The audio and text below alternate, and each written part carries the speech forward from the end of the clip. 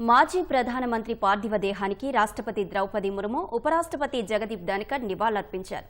ఢిల్లీలోని ఆయన నివాసానికి వెళ్లిన ముర్ము, ధన్కర్ మన్మోహన్ కుటుంబ సభ్యులను పరామర్శించారు. కాంగ్రెస్ అగ్రనాయకులు సోనియా గాంధీ, ఖర్గే, రాహుల్ తదితరులు మన్మోహన్ భౌతిక కాయానికి పుష్పాంజలి ఘటించారు.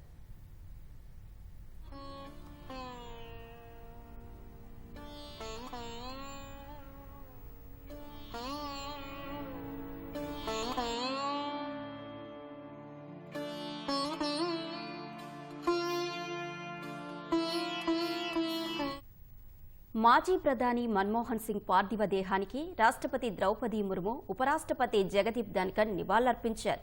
ఇవాళ ఉదయం ఢిల్లీలోని మన్మోహన్ ఇంటికి వెళ్లిన ముర్ము, జగదీప్ ధన్కర్ మన్మోహన్ భౌతిక కాయం వద్ద అంజలి ఘటించారు.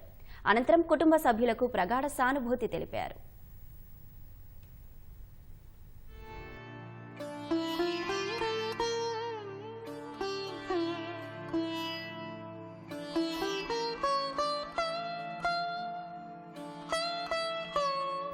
భారత సైన్యం తరపున సైనికాధికారులు మాజీ ప్రధానికి నివాళి అర్పించారు.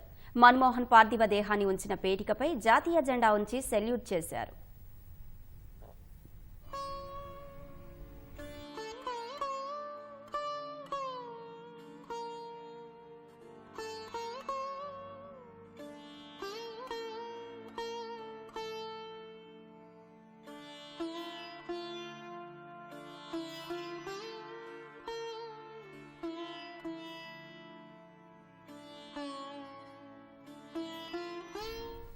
కాంగ్రెస్ అగ్రనాయకులు సోనియా గాంధీ, మల్లికార్జున ఖర్గే, రాహుల్ గాంధీ నివాళులర్పించారు.